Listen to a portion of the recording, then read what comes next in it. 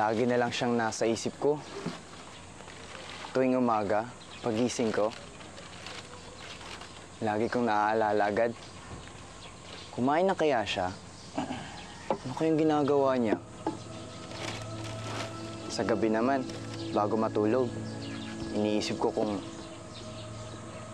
niya rin kaya ako. Paano niya malalamang mahal ko siya? Alam mo hindi naman manghuhula si Princess Daniel kung hindi mo pagtatapat sa kanya, hindi niya malalaman kung ano nararamdaman mo. Hindi ko siya maintindihan kung minsan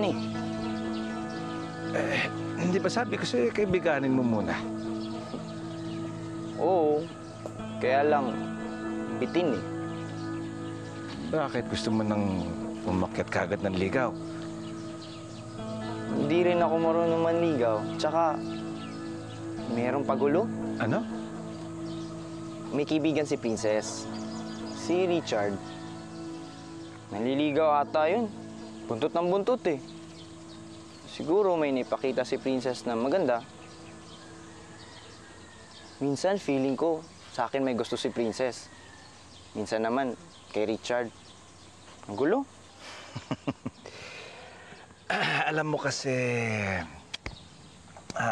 Daniel, ang pag-ibig para yung bunga ng puno.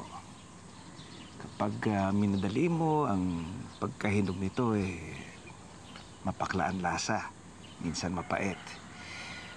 Bawat bunga may kanyang panahon na tama ang kanyang pagkahinog. Kaya, kamainip. Huwag mong madaliin. Bata ka pa naman Hayaan mong kusang umusbong ang pag-ibig ninyong dalawa. Kasi, pag hinog na, mas matamis, mas masarap ang bunga. Sige po.